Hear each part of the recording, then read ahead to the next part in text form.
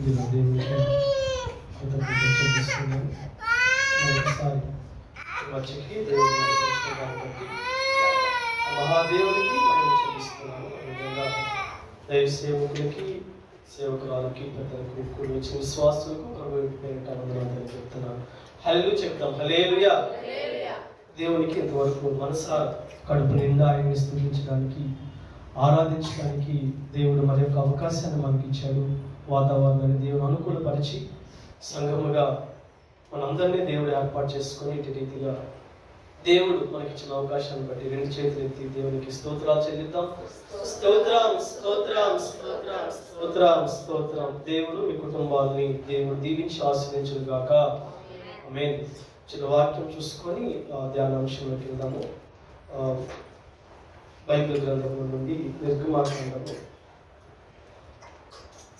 34వ అధ్యాయము 2వ వచనం చదవండి. అందరూ తీయండి. 34వ అధ్యాయము 2వ వచనం చదవండి.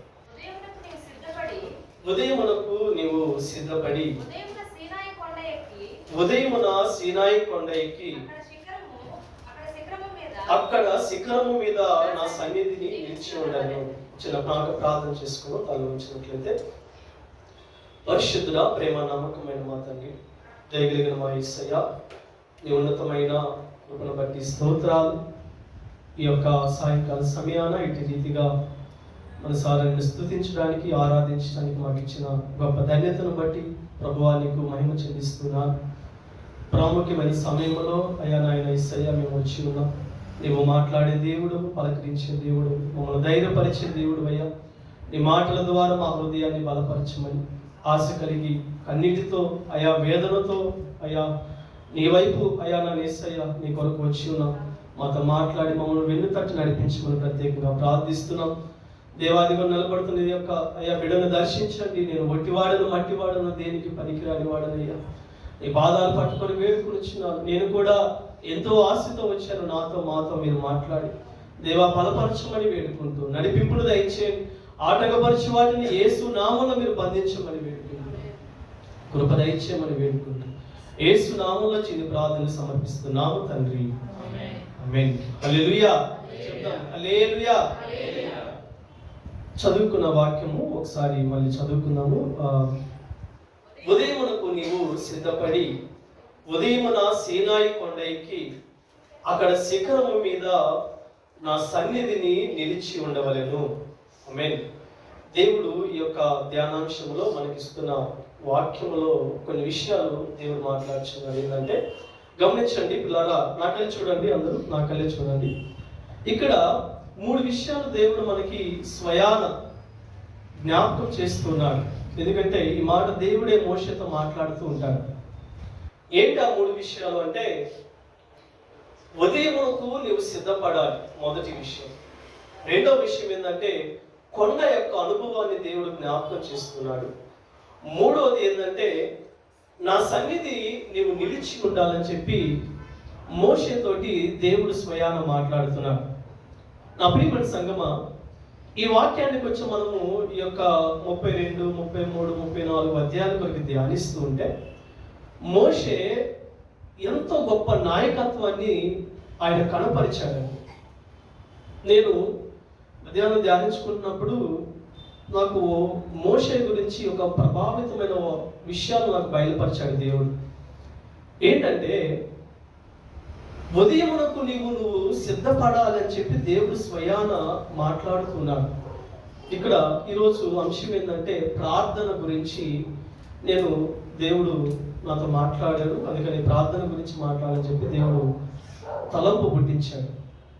నా ప్రియమైన సంగమా, ప్రార్థన అంటే ఏంటి చెప్పండి? ప్రార్థన అంటే ఏంటి? మన భాషలో దేవునితోటి మాట్లాడటమే ప్రార్థన.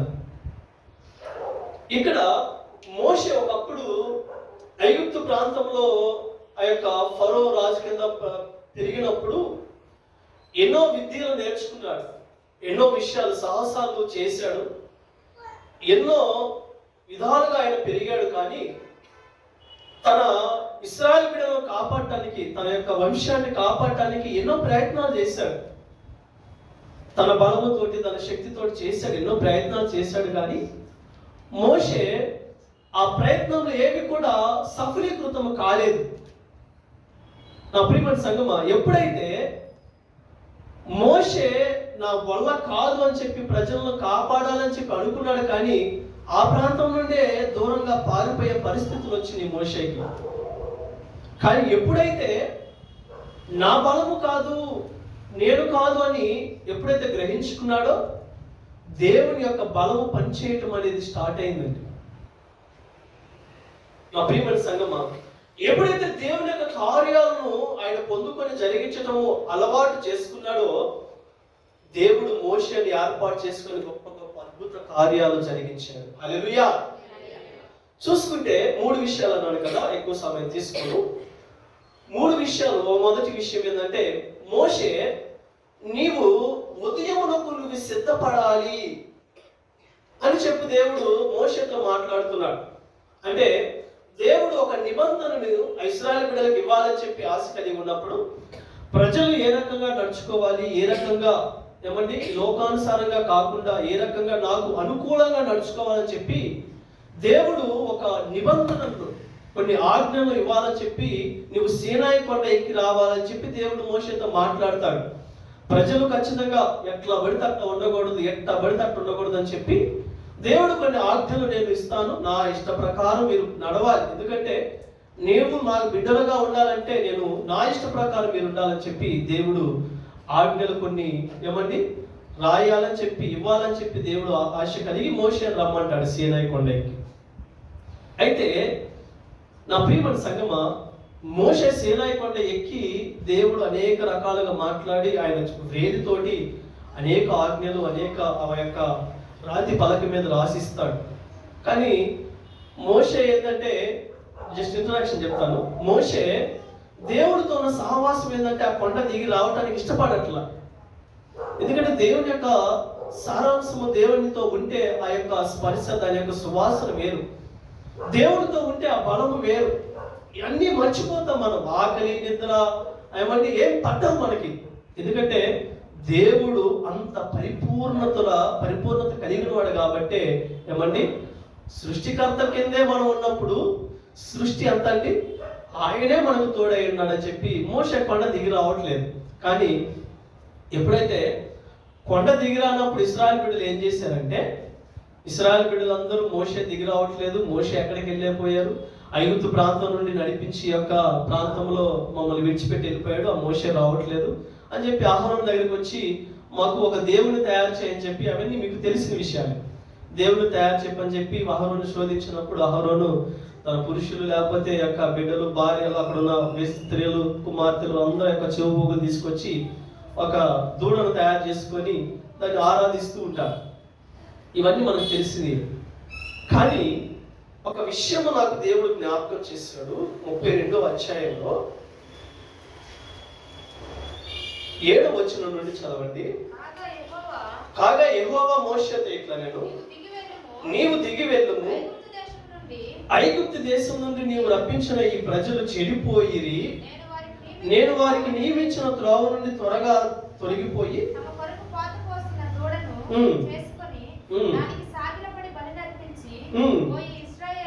ఓయి ఇశ్రాయేలు, ఐగుప్తు దేశం నుండి నిన్ను రప్పించిన నీ దేవుడు ఇదే అని చెప్పుకొనెను. మరియు యెహోవా ఇట్లా నేను ఈ ప్రజలను చూచిన్నాను, ఇదిగో వారు లోబడని ప్రజలు. మోషే నువ్వు ఊరకుండు, నా కోపము వారి మీద రగులుకొను, నేను వారిని కాల్చివేస్తాను, నేను ఒక గొప్ప జనంగా తయారు చేస్తాను మోషేతో చెప్పగా. ఇక్కడ ఆగండి. నాయకత్వాన్ని, ఆ సంఘాన్ని ఆ ప్రజలని మోషేకి అప్పచెప్పాడు. మోషే అంతవరకు యొక్క బలముతోటి, దేవుని యొక్క బలం కాకుండా తన బలముతోటి ఆ యొక్క ఇశ్రాయేలు బిడ్డను కాపాడాలనుకున్నాడు, కానీ వల్ల కాలేదు.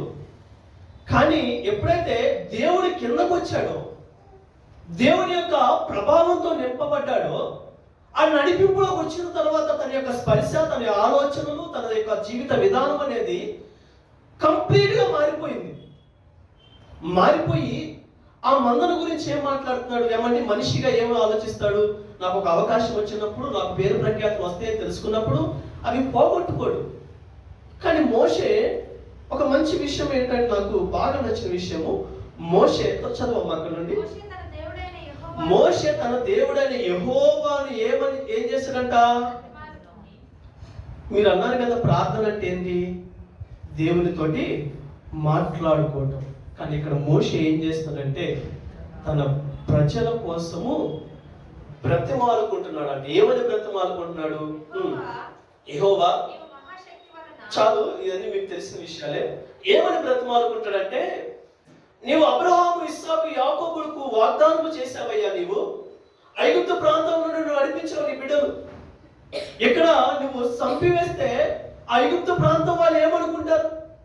నీకు చెడ్డ పేరు వస్తుంది ప్రభువా, ఇది చెయ్యొద్దు, నీ బిడ్డలు నువ్వు కాపాడుకున్న బిడ్డలు అని చెప్పి దేవుడి దగ్గర పాదాల దగ్గరికి వెళ్ళి ఏమండి ఆ కొండ మీద మోషే దేవుని పాదాలు పట్టుకొని బ్రతిమాడుకున్నాడు. ఇదే ప్రార్థన.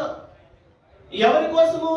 ఏమండి దేవుడు అప్పచెప్పిన ప్రజల కోసము మోషే బతిమలాడుకుంటూ ఉన్నాడు. ఇదే ప్రార్థన. అందుకని దేవుడు, ఇది ముందు చదువుకుంటే మీకు వివరంగా ఉంటది. తర్వాత కొండ నుంచి దిగి వచ్చి ఆ యొక్క వాళ్ళందరినీ లేవి గోత్రం వాళ్ళందరినీ వెనక రమ్మని చెప్తా, అంటే వాళ్ళే వస్తారు. వచ్చిన తర్వాత వాళ్ళు హతం చేసిన తర్వాత చాలా మంది, ఇంచుమించు 3000 మంది దాకా కూలిపోతారు అనుకుంటా వాళ్ళందరూ. ఇదంతా మీకు తెలిసిన విషయం. దేవుడు తర్వాత మరలా ఈ విషయాన్ని బట్టి, ఈ ప్రార్థన బట్టి దేవుడు మార్పు పొందుకుంటాడండి. ఇది ఒక పరీక్ష. ధ్యానించలోకి వస్తే ఏమనంటే, అంతటా యెహోవా తన ప్రజలకు చేసేదని చెప్పిన కీడును గూర్చి దేవుడు సంతాప పడతాడని చెప్పి వాక్యం సెలవిస్తుంది. దీనికి ఏంటంటే ప్రార్థనకి జవాబు అండి. దేవుడి యొక్క ఆలోచనలే పక్క పెట్టుకున్నాడు. ప్రార్థనకి అంత బలం ఉన్నది. వాళ్ళందరినీ చంపేయాలనుకున్నాడు, కానీ మోషే ప్రార్థన అడ్డుగోడగా ఉంది. నా ప్రియమైన సంగమా, ఇక్కడ వాక్యాన్ని మనం అంశంలోకి తీసుకుంటే, మోషేతో మరలా ఏం మాట్లాడుతున్నాడంటే, మోషే, నువ్వు చేసిన ప్రార్థన నేను ఆలకించాను, నువ్వు మరలా సీనాయి కొండ ఎక్కిరా. నువ్వేం చేయాలంటే, మొదట నీవు ఉదయంలోకి నువ్వు సిద్ధపరచుకోవాలి. దేనికోసం సిద్ధపరచుకోవాలి ఉదయానికి? ఏమండి విలాప వాక్యములో వాక్యం సెలవిస్తుంది. విలాప గ్రంథంలో 2:19 చదవండి. నీవు రేయి మొదటి జామున మొరపెట్టే బిడ్డలుగా నువ్వు తయారవ్వాలి. రేయి మొదటి జామున ఏం లెగవాలంటే, ఎందుకు లెగవాలి? పిల్లల కోసం నువ్వు లెగవాలి, బిడ్డల కోసం నువ్వు లెగవాలి, సంఘము కోసం నువ్వు లెగవాలి, ఏమండి ప్రజల కోసం నువ్వు లెగవాలి. దేవుడు అప్పచెప్పిన బాధ్యత కొరకు నువ్వు జ్ఞాపకం చేసుకోవాలి. మోషేనే జ్ఞాపకం చేసుకున్నాడండి. మోషేకి అంత అవసరం ఏమొచ్చింది?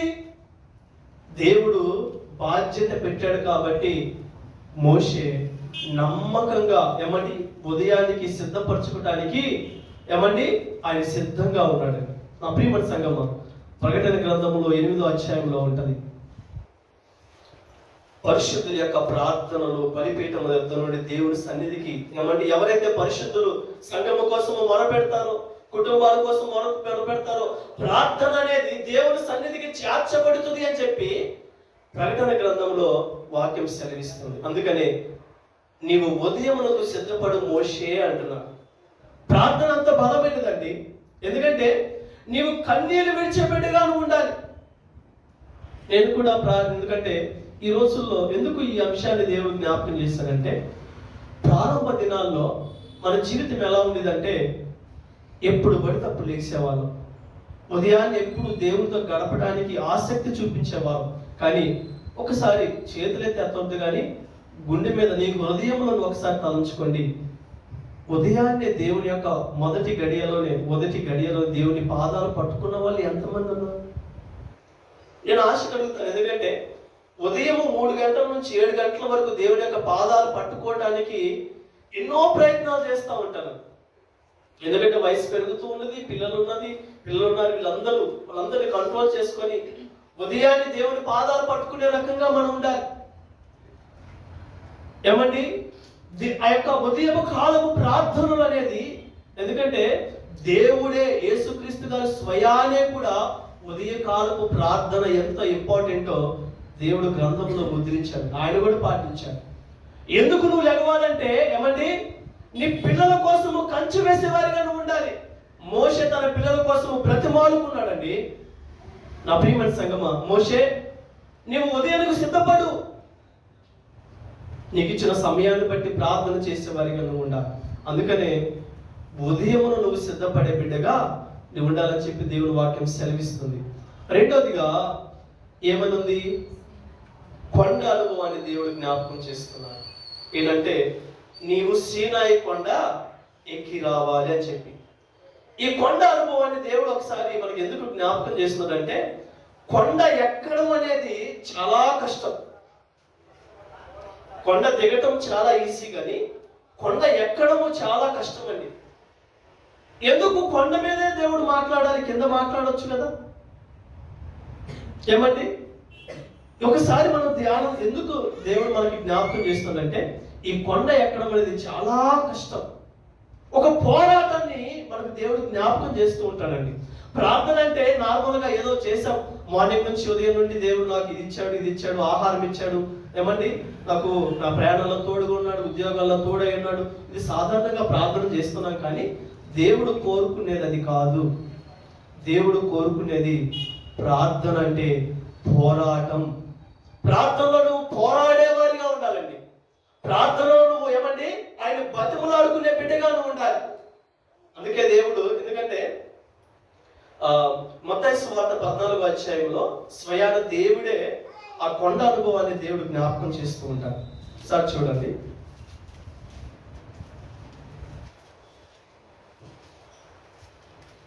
మత్తయి సువార్త 14వ అధ్యాయం 23వ వచనం.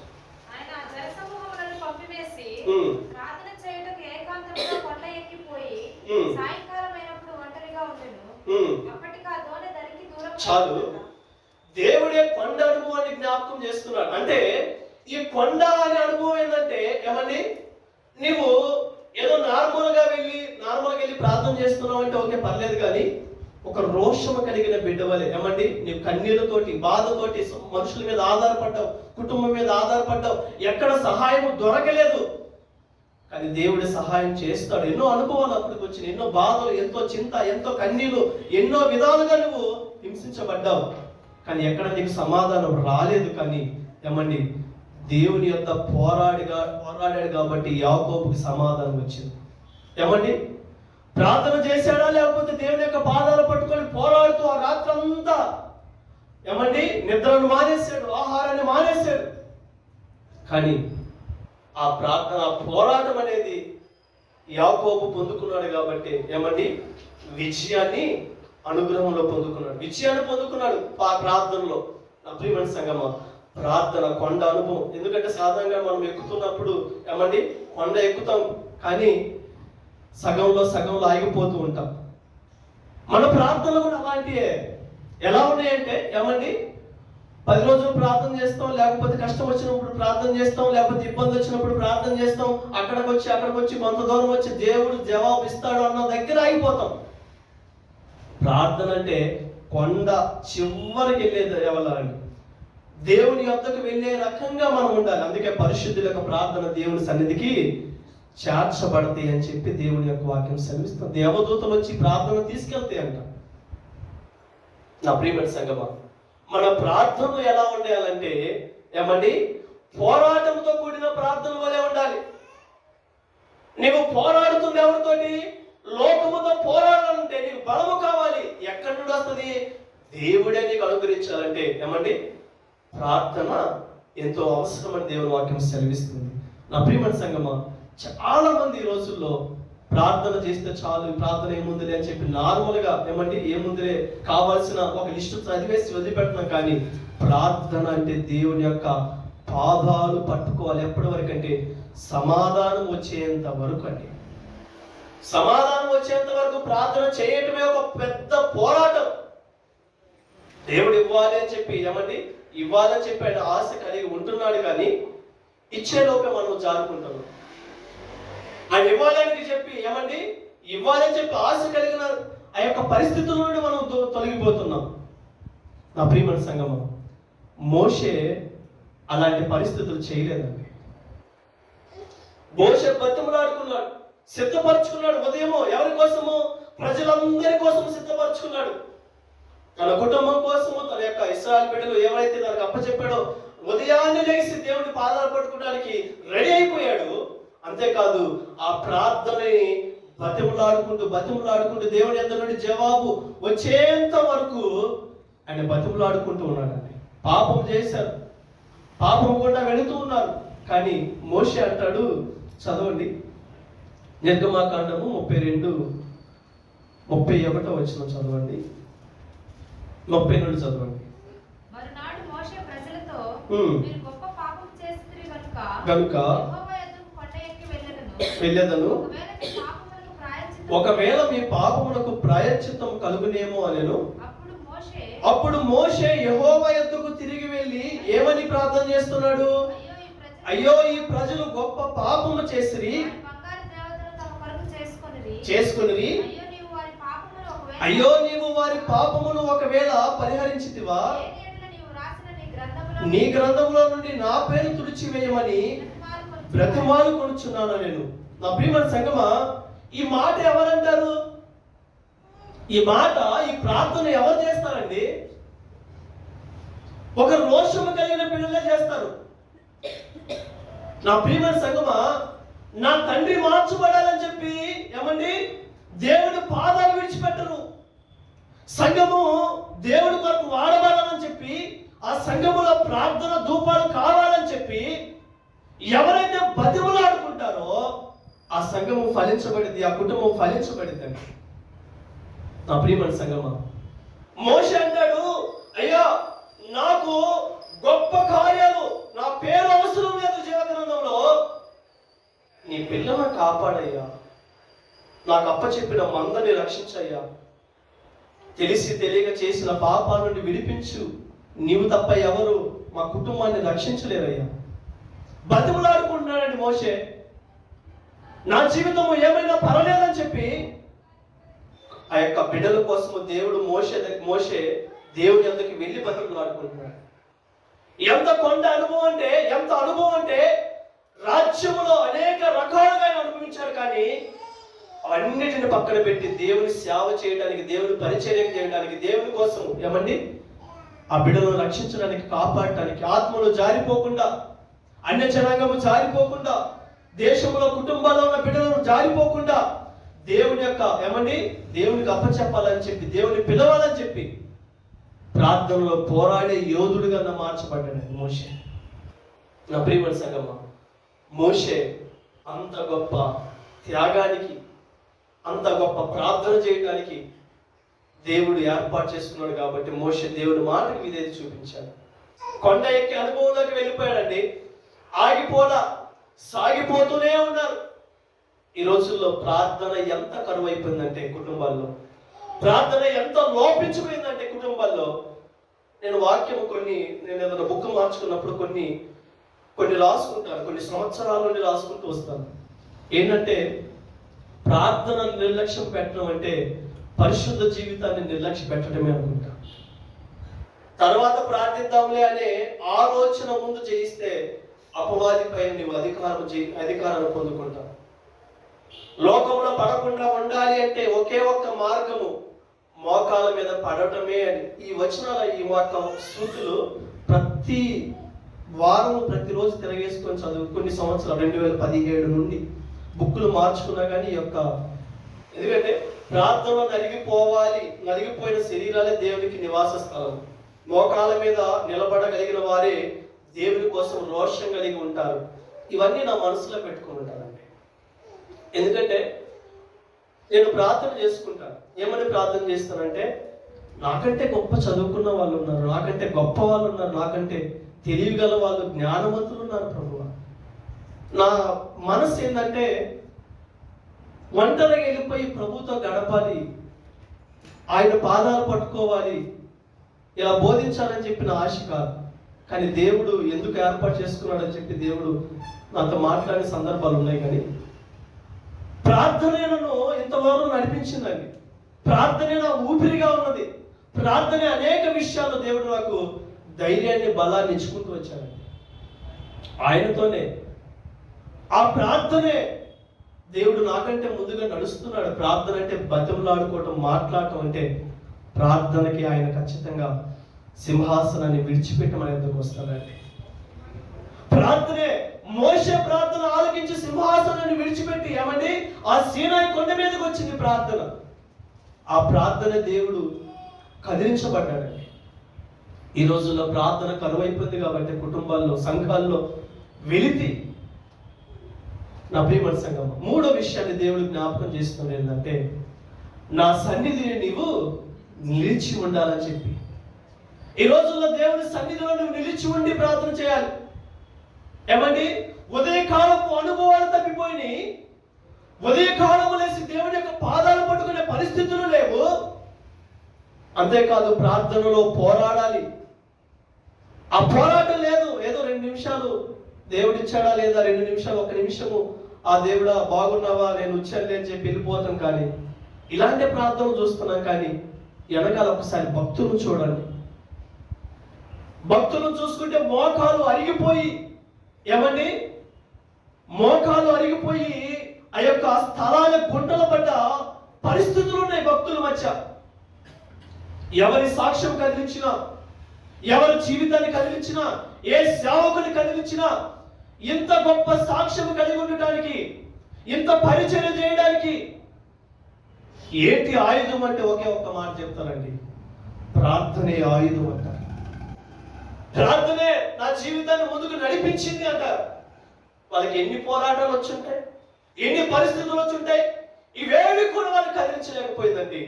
ప్రార్థన దేవుడు కంచె వేశాడు కుటుంబం పట్ల. అందుకనే ప్రార్థన నిర్లక్ష్యం చేయదు. నా కుటుంబంలో నేను వాళ్ళకి తెలియకుండా కొన్ని ఎక్స్పెరిమెంట్లు చేస్తూ ఉంటాను. ఏంటంటే కుటుంబ ప్రార్థన జరిగింది. కుటుంబ ప్రార్థన జరిగినప్పుడు నేను సాధారణంగా స్నానం చేసిన తర్వాత ఇంకా ధ్యానాంశంలోనే ఉంటాను. వాళ్ళతో ఉన్నా లేకపోతే బెడ్రూమ్కి వెళ్ళిపోయి ఆలోచన కలిగి దేవుని యొక్క మాటలోనే ఉంటాను, ఆయనతోనే మాట్లాడుకుంటా ఉంటాను. కానీ వీళ్ళందరూ ఏం చేస్తారంటే, నాకు 10 గంటలకల్లా నిద్ర వస్తుంది. ఎందుకంటే మార్నింగ్ పొద్దున్నే లేవాలిగా, ప్రభు పాదాలు పట్టుకోవాలి కాబట్టి 10 గంటలకల్లా నిద్ర వస్తూ ఉంటుంది. వీళ్ళు ఆ పనులు చేసుకుని ఈ పనులు చేసుకుని ఎప్పుడో 10:30కి 10ంటికి వస్తూ ఉంటారు. నాకేమో నిద్ర వస్తూ ఉంటుంది. ఆ టైం ప్రార్థన చేయాలంటే కొంచెం కష్టంగానే ఉంటుంది. కానీ ఆ టైం పోరాటం జరిగింది. ఏం పోరాటం అంటే, వాళ్ళు నిద్రలో ఉంటారు. వాళ్ళు ఏమని వస్తారు, ఒక 5 నిమిషాల ప్రార్థన లేకపోతే 10 నిమిషాల ప్రార్థన వస్తారు. కానీ ఒక గంట జరిగిద్ది, మామూలుగా రోజు ప్రార్థన గంట జరిగిద్ది. ఆ రోజు మేము అందరం నిద్రలో ఉంటాం. కానీ ఒకటే మనకి పాటలు పాడిస్తా, ఒకటే మనకి వాక్యం చదివిస్తాం, ఒకటే మనకి ఆ రోజు అందరూ ప్రార్థన చేయాలి. చిన్న ప్రార్థన చేయడానికి వీల్లేదు. ఎందుకంటే నా ప్రియమైన సంగమా, ఒక పోరాటం జరిగింది అక్కడ. ఏ పోరాటం అంటే, అపవాదిగాడు నిద్ర కలుగు చేయడానికి వాడు ఎన్నో రకాలుగా వీళ్ళు లేచి వెళ్ళాలని చెప్పి దేవుడు వాడు అపవాదిగాడు చూస్తూ ఉంటాడు. కానీ విశ్వాసులుగా దాన్ని జయించి దేవుడి కోసం ఏమండి ఆ నిద్రను సైతం జయిస్తే దేవుడు ఖచ్చితంగా గుర్తుపెట్టుకుంటాడండి. నిద్ర ఆగిపోయింది, మొత్తం ఆగిపోయి ఆ రోజు 1.5-2 గంటల ప్రార్థన జరిగింది. ఆ విషయం వాళ్ళకి తెలియదు. కానీ వాళ్ళు కొన్నిసార్లు గమనిస్తూ ఉంటారు. నిద్ర వస్తుందంటే ఎక్కువ పాటలు జరుగుతాయి, నిద్ర వస్తుందంటే ఎక్కువ సమయం ప్రార్థన జరుగుతూ ఉంటాం. ఇలాంటి విషయాలని దేవుడు ఏమండి కుటుంబాలు అలవాటు చేసుకుంటూ ఉండాలి. ఏదైతే బలహీన స్థితిలో ఉన్నామో అప్పుడే ఏమండి దేవుడి బలము నాలో పనిచేయాలని చెప్పి ఆశ కలిగి ఉండాలి. అలాంటి పరిస్థితులు, అలాంటి కొండ అనుభవాలు మనలో ఉండాలి. ఒక విషయము దేవుడు నీకు ఇబ్బందిగా ఉంది, నీకు నిద్ర వస్తుంది, ఒక విషయంలో ప్రార్థన చేయడానికి ఆటంకంగా ఉంది, ఈ సమయం నువ్వు చేయలేకపోతున్నావు, కానీ నువ్వు చెయ్యగలిగే స్థితిలో ఉండటమే అది పోరాటం అండి. దేవుడు నాకు ప్రభువా ఈ సమయం వృధా అవుతుంది ప్రభువా, ప్రార్థన చేసుకోలేకపోతున్నాను ప్రభువా అని చెప్పి దేవుడి యొక్క ఏమండి దేవునికి పాదాలు పట్టుకుంటే ఖచ్చితంగా దేవుడు నీకు బలాన్ని ఇస్తూ ఉంటాడు. కానీ ఈ రోజుల్లో ఏమండి ప్రార్థన అనేది ఆగిపోయింది, సంఘాల్లో ఆగిపోయింది. వాక్యము ప్రకటించడానికి గంటలు వాక్యం ప్రకటించడానికో మనిషి ఎవరైనా కనబడితే ఏమండి ఒకటే మనకి చెప్పడానికి ఇష్టపడుతున్నారు. కానీ దేవుని పాదాలు పట్టుకునే వాళ్ళు కరువైపోతున్నారు. దేవుని పాదాలు పట్టుకోవట్లేదండి. సేవకులు అంటారు, అయ్యా యేసయ్యా ఇదిగో ఏందయ్యా నా దగ్గరికి రావట్లేదు, సేవకుడా నీకు అనేక రకాలుగా సహాయం చేశాను కదా, ఎందుకు నా పాదాలు పట్టుకోవట్లేదంటే, అనేక పనులు ఇచ్చావయ్యా, నాకు అనేక సంఘాలు ఇచ్చావు, ఎక్కడ కుదురుతుంది, అనేక విశ్వాసాలు కాపాడాలి కదా అని చెప్పి సేవకుడే ఏమండి దేవునితో గడపలేని పరిస్థితులు, విశ్వాసులు పరిచారకులు దేవుడితో గడపలేని పరిస్థితులు ఈ రోజుల్లో వచ్చినాయి. దేవుడు ఎంత బాధపడతాడు, దేవుడు ఎంత ఆశ కలిగి ఉంటాడు, నా బిడ్డలతో నేను గడపాలి. ఏమండి, ఎందుకంటే మనకి పిల్లలు ఉంటే సమయం ఉన్నప్పుడు మన పిల్లలతో గడపాలి, కుటుంబంతో గడపాలని చెప్పి మనిషిగా మనకి ఆలోచన ఉంటుందా లేదా? కానీ దేవుడు పరమాత్ముడే నీ పట్ల నా పట్ల ఎంత ఆశ కలిగి ఉంటాడు. అందుకని ఉదయాన్నే నేనేం పెట్టుకుంటానంటే, వాళ్ళు మా కుటుంబం లేకపోకముందే నేను ప్రార్థన కంప్లీట్ చేసుకోవాలి. ప్రభుత్వం ఒంటరిగా ఏకాంతంగా అనుభవాలు ఉంటాయి. ఎవరు లేని పరిస్థితుల దగ్గరికి వెళ్తాను. ఎందుకంటే ఊర్లోకి వెళ్ళినప్పుడైతే బైబిల్ పట్టుకొని కొండకి వెళ్ళిపోతా. ఎవరు కదిలించరు, ఎవరు డిస్టర్బ్ చేయరు. మీరు కొండ దగ్గరికి వెళ్ళొద్దని కాదు, వెళ్ళమని కాదు. కొండ అంటే ఏకాంతంగా ఎవరు లేని పరిస్థితులు. ఈ రోజుల్లో అయితే సంఘాల్లో లేకపోతే కొన్ని స్థలాలు పెట్టుకొని ఒంటరిగా ప్రభుతో గడిపే అనుభవాలు కావాలి. కొండ అనుభవం అదే, ఏకాంత అనుభవమే కొండ అనుభవం. నా ప్రియమైన సంగమా, ఏకాంత ప్రార్థన మిస్ అవ్వకూడదు, ఉదయకాలపు ప్రార్థన మిస్ అవ్వకూడదు. మూడోదిగా మోషేతో ఏం మాట్లాడుతున్నానంటే, మోషే నువ్వు ఉదయకాలము ప్రార్థన నా పాదాలు పట్టుకునే రకంగా ఉండాలి. రెండోదిగా నీవు ఏకాంతపు అనుభవంలో కొండ అనుభవంలో ఉండాలి. మూడోదిగా సంఘము ఏ విషయంలో తప్పిపోతుందంటే, దేవుడు అంటాడు నా సన్నిధిని నిలిచి ఉండాలి అని చెప్పి దేవుని వాక్యం సెలవిస్తుంది. ఇంకా 4 నిమిషాల్లో ముగిస్తాను నేను. ఈ సన్నిధి అనుభవం ఏంటంటే, యోనా విషయాన్ని ఒకసారి జ్ఞాపకం చేసుకుందాం.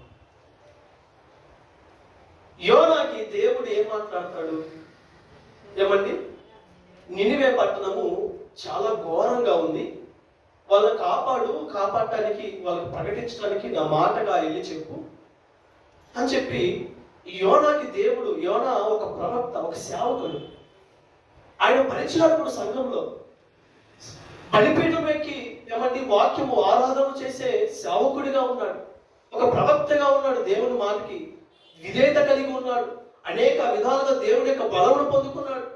అంటే ప్రజలకు వార్తను ఇవ్వడానికి ఏమండి దేవుడికి ప్రజలకు మధ్య ఆ యోనా ఉన్నాడు. కానీ యోనా చదవండి, ఒక్క విషయం జ్ఞాపకం చేసి నేను ముగిస్తాను. యోనా గ్రంథము 1వ అధ్యాయము పేజ్ నంబర్ 762. 1వ అధ్యాయము 2వ వచనం నుండి చదవండి. నా దృష్టికి ఘోరమైన కనుక నీవు లేచి పోయి ప్రకటించు.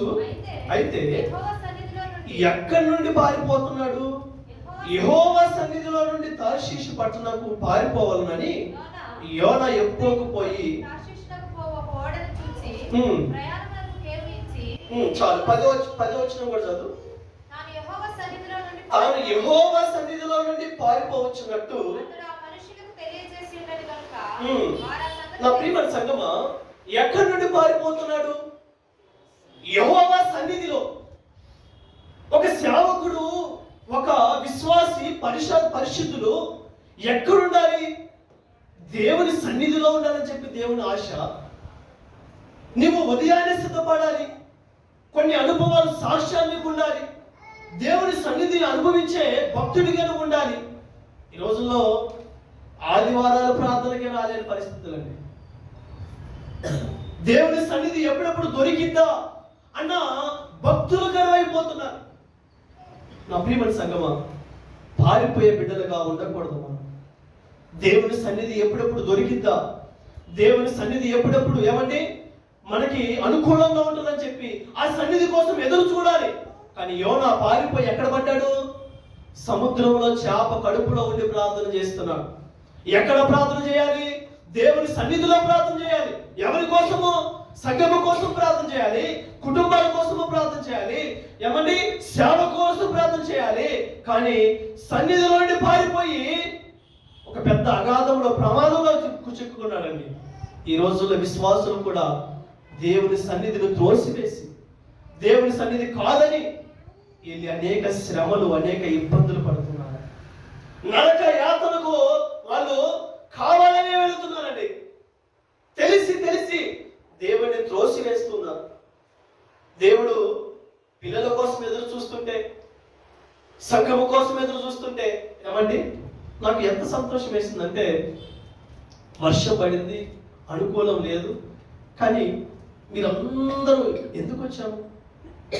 దేవుని సన్నిధి కోసమే కదా. ఇలాంటి విశ్వాసులు, ఇలాంటి భక్తులు దేవుడు కావాలనుకుంటున్నాడు. నా ప్రియమైన సంగమా, దేవుని సన్నిధిలో ఉండి ప్రార్థన చేసేవారిగా ఉండాలి. దేవుని సన్నిధికి మీరు మారొద్దు. దేవుని సన్నిధి కోసం ఎదురు చూస్తూ ఉండాలి. ఏదో ఆదివారం కాదండి, ప్రతిరోజు దేవుని సన్నిధిని అనుభవించే రకంగా ఉండాలి. నా ప్రియమైన సంగమా, 3 విషయాలు ఏంటంటే, ప్రార్థన మనకు బలాన్ని చేకూరుస్తుంది. ఎందుకంటే నిన్ను ఎవరైనా హింసించావనుకో, ముగిస్తున్నాను, ప్రార్థన చేసుకుందాం. విశ్వాసం యొక్క ప్రార్థన రోగిని స్వస్థపరుస్తుంది అని దేవుడు వాక్యం సెలవిస్తుంది. మీలో ఎవరికైనా శ్రమ కలిగిందా? ఏం చేయమన్నాడు దేవుడు? ఏమండి నిద్రపోమన్నాడా? సన్నిధి నుండి పారిపోమన్నాడా? దేవుడిని త్రోసివేయమన్నాడా? ప్రార్థన చేయమన్నాడు. అంతేకాదు, ఎవరైనా మిమ్మల్ని బాధిస్తున్నారా, నిన్ను బాధ పెడుతున్నారా, నిన్ను ఇబ్బంది పెడుతున్నారా, దానికోసం కూడా ఏం చేయమన్నాడు? ప్రార్థన చేయమన్నాడండి. అంతేకాదు, ఒకరికొకరు ప్రార్థనలో చేయుడి అని వాక్యం సెలవిస్తుంది. నా మందిరము ప్రార్థనా మందిరము అన్నాడు దేవుడు. ఊరికి వెళ్ళలేదండి, ప్రార్థనా మందిరం అన్నాడు. ఈ రోజుల్లో సంఘాల్లో ప్రార్థన కరువు అయిపోతున్నారు. విశ్వాసులు అన్ని విషయాలకు సమయిస్తున్నారు, కానీ ప్రార్థన అంటే సాతానుగాడు ముందుండి ప్రార్థనకు దూరపరుస్తున్నాడండి. మీరు చూడండి, అంచనా వేసుకోండి, వాక్యం చదవాలన్నా లేకపోతే నిద్ర, దేవుడు అంటే చాలు, దేవుని యొద్దకు గడపాలంటే చాలు, నిద్ర ఖచ్చితంగా వస్తుంది. ఖచ్చితంగా దేవుడు ఏమండి గడపాలని ఆశ కలిగి ఉంటే దేవుడితో గడపలేని పరిస్థితులు ఉంటాయి. ఒక బలహీనత మనలో వస్తుంది. ఆ బలాన్ని జయించే బిడ్డలే విజయాన్ని పొందుకుంటారండి. నాకు ఎంత ఇబ్బందిగా ఉండదంటే, నాకు అసలు ఇష్టం ఉండదు. ప్రార్థనని ఆలస్యం చేస్తున్నామంటే వాడిని ఎంత తిట్టుకోవాలనుకుంటా కానీ తిట్టలేని పరిస్థితి. ఎందుకంటే ఏదో మంచిగానే తిడతాను. నా ప్రియమైన సంఘం, ప్రార్థన నిర్లక్ష్యం చేయొద్దు. ప్రార్థన ఇది ఉదయకాలం లేవడానికి ఎన్ని పాటలు పడతానో నేను. ఎక్సర్సైజ్ చేసుకొని ఆహారం మానేసి, ఎందుకంటే కడుపు నిండా ఆహారం తింటే ఉదయం లేక ఆహారాలు మానుకొని ఎక్సర్సైజ్ చేసుకుంటూ, ఎందుకో తెలుసా, బాడీ బాగా ఉండాలని కాదు, ఉదయకాలము ప్రార్థనతో దేవుని పాదాలు పట్టుకోవాలని. ఎందుకంటే ఆ ప్రార్థన నీ కుటుంబానికి కంచ, ఆ ప్రార్థన నీ సంఘానికి కంచ, ఆ ప్రార్థన నీ సేవకులకు కంచ, నీ బిడ్డలకు కంచ. సాతానుగాడు నిన్ను కదిలించలేడు. నా ప్రియమైన సంగమా, ఇకనైనా ఎవరి జీవితంలో ఉదయకాలపు ప్రార్థనలు, ఆ యొక్క బలిపీఠాలు కోల్పోయారు, దేవుని సన్నిధులు కోల్పోయారు, ఒకసారి జ్ఞాపకం చేసుకొని, ఈ 3 విషయాలు జ్ఞాపకం చేసుకొని, మీరందరూ మనందరం అట్టి రీతిగా మోషేతో అంటున్నాడు, ఈరోజు నీతో కూడా అంటున్నాడు, ఉదయమునకు నీవు సిద్ధపడి సీనాయి కొండ ఎక్కి నా సన్నిధిలో నీవు ఉండాలి, ప్రతి సహోదరి సహోదర అని దేవుని వాక్యం సెలవిస్తుంది. అట్టి కృప మనందరికీ అనుగ్రహించును గాక. ప్రార్థన చేసుకుందాం. తల వచ్చినట్లయితే. పరిశుద్ధుడా, ప్రేమ నమ్మకమైన మా తండ్రి, దయగలిగిన మా యేసయ్య, నీ ఉన్నతమైన పాదాలకు కృతజ్ఞతాస్తుతులు చెల్లిస్తున్నాం. ఈ రాత్రి అయ్యా నాయన, ప్రార్థనలో ఎంత బలం ఉన్నదో, ఎంత శక్తి ఉన్నదో మీరు మాట్లాడారు. నిజమే ప్రభువా, ఉదయ కాలంలో ఉన్న ఇదిగో నా ప్రశాంతత, ఇదిగో మా కొరకు ఎదురు చూస్తున్న ఆ యొక్క సమయాన్ని మేము దూరపరచుకొని, ఎన్నో మార్లు నువ్వు వెనక్కి తిరిగి వెళ్ళిన పరిస్థితులు ఉన్నాయి అయ్యా. మేము నిద్ర మత్తులో ఉండి మమ్మల్ని పలకరించిన లేవలేని పరిస్థితులు మా జీవితాల్లో ఉన్నాయి. ఈ రాత్రి మమ్మల్ని దయతో క్షమించండి. ఉదయాన్నే నీ పాదాలు పట్టుకొని అయ్యా అదిగో మొదటి ఘడియలోనే నీ సన్నిధిని పట్టుకుంటూ నీ పాదాలలో అయ్యా బలమును పట్టుకుంటూ అయ్యా అనేక బిడ్డలకు దీవెనకరంగా మేము మార్చబడాలి. ప్రార్థన అనుభవాన్ని ఇవ్వండి అయ్యా. అదిగో ప్రార్థన ఇదిగో మాట్లాడుచుండగా అనేక బిడ్డలను రోగులను స్వస్థపరచుటకు ప్రార్థన ఒక ధూపముగా ఉంటది. ఒక రోషం కలిగి అనేక బిడ్డల కొరకు, రాజుల కొరకు, మనుషులందరి కొరకు విజ్ఞాపనలు, యాచనలు, ప్రార్థనలు చేసే బిడ్డలుగా మేము మార్చబడాలి. ప్రభు కృప దయచేయండి అయ్యా. ప్రార్థన అంటే ఏదో అయ్యా 2 ముక్కలు చేసి ఏదో ప్రార్థన చేసి వెళ్ళిపోయే బిడ్డలుగా కాక కనిపెట్టుకొని అయ్యా కొండ అనుభవంతో ఏకాంతముగా నీ పాదాలు యాకోబు వలె పట్టుకునే కృప దయచేయండి. నీ సన్నిధిని దూరంగా వెళ్ళిపోయి అయ్యా అదిగో శ్రమలో పడిపోతూ, ఇబ్బందులు పడిపోతూ అయ్యా అదిగో నాచులో ఉండి అయ్యా అని యోన ఏ రకంగా ప్రార్థిస్తున్నారు. అటు దౌర్భాగ్యం అనే స్థితి మా బిడ్డలకు రాకూడదు, మాకు రాకూడదు. ప్రభు నీ సన్నిధిని మేము దూరపరచుకోక, నీ సన్నిధిని మేము విడిచిపెట్టక, నీ సన్నిధిని మేము బలంగా పట్టుకునే కృప ఇవ్వండి. ఈరోజు సన్నిధిని దూరపరచుకొని బిడ్డలు ఎంతో మంది నాశనం అవుతున్నారు. నిన్ను నిర్లక్ష్యము చేసి అయ్యా త్రోసివేసి కుటుంబాలు ఈరోజు నరక యాతన అనుభవిస్తున్నాయి. ప్రభువా ఈ రాత్రి నీ కృపలో మాతో మాట్లాడినందుకు వందనాలయ్యా. మేము సన్నిధికి మానక అనేక బిడ్డలను తీసుకొచ్చే బిడ్డలుగా ఒక బాధ్యత కలిగి ఇదిగో మోషే వలె అయ్యా ప్రభువా ఇదిగో నిర్లక్ష్యం చేయకుండా బాధ్యత కలిగిన బిడ్డల వలె మేము ముందుకు సహాయం దయచేయండి. మా సేవకులను బలపరచండి, సంఘాన్ని బలపరచండి అయ్యా. ఏమనో కాలంలో నీ సేవ చేస్తూ ఉండగా అయ్యా అదిగోనైనా బలమైన ఆత్మ వలె బాహువును చాపి నీ కృపతో నింపమని సేవకులను తల్లిగారిని మీరు దర్శించి బలపరచండి. వృద్ధాప్యంలో ఉంటూ ఉండగా అయ్యా అదిగోనైనా ఒక పెద్దగా మా సంఘానికి అనేక నిర్ణయాల ద్వారా నువ్వు ఇచ్చిన జ్ఞానం బట్టి నడిపిస్తూ ఉండగా ఇంకా నువ్వు దేవ ఆయుష్ను పొడిగించి ఇంకా బలమును దయచేయమని ప్రత్యేకంగా ప్రార్థిస్తున్నాం. మా సంఘంలో వృద్ధాప్యం దర్శించండి, యవన బిడ్డలను దర్శించండి, వివాహాలు చేసుకున్న బిడ్డలకు, వివాహమైన బిడ్డలకు అయ్యా గర్భఫలంతో బిడ్డలకు ప్రతి బిడ్డను మీరు పేరు పేరు జ్ఞాపకం చేసుకోండి. ఉద్యోగాల కొరకు ఉద్యోగాలు చేసుకున్న బిడ్డలకు తోడైన, అనారోగ్యంతో బాధపరిచిన బిడ్డలకు స్వస్థతను మీరు దయచేయండి అయ్యా. ఇదిగోనైనా మా యొక్క సంఘంలో జరుగుతున్న ప్రతి ఆరాధనను అయ్యా ప్రతి ఒక్క స్వార్థ కూటమును మీరు దర్శించి రేపు జరుగుతున్న ఆరాధనను మీరు జ్ఞాపకం చేసుకొని అయ్యా నీవే కృప చూపించి ఇప్పుడే సిద్ధపరచండి. ఈ రాత్రి నీ బిడ్డలు సిద్ధపరచండి. రేపు జరగబోతున్న ప్రతి ఆశీర్వాదాన్ని పొందుకుంటకు దేవా నీ బిడ్డలు కదిలించమని వేడుకుంటూ నీకే స్తోత్రము, నీకే గానము, నీకే మహిమ చెల్లించుకుంటూ నా ప్రియుడు రక్షకుడైన ప్రభు యేసుక్రీస్తు పరిశుద్ధమైన నామములో చిన్న ప్రార్థనకు సమర్పించడానికి వేడుకను పొంది నామ తండ్రి ఆమేన్. ప్రభు యేసు రక్తమే ఇచ్చింది, ప్రభు శిలువ రక్తమే ఇచ్చింది, ప్రభు యేసు రక్తం సంపూర్ణం ఇచ్చింది. అపవాదికులంతా నాశనం కలుగును. హల్లెలూయా, స్తుతి స్తోత్రం కలుగును. ఆమేన్. అందరికీ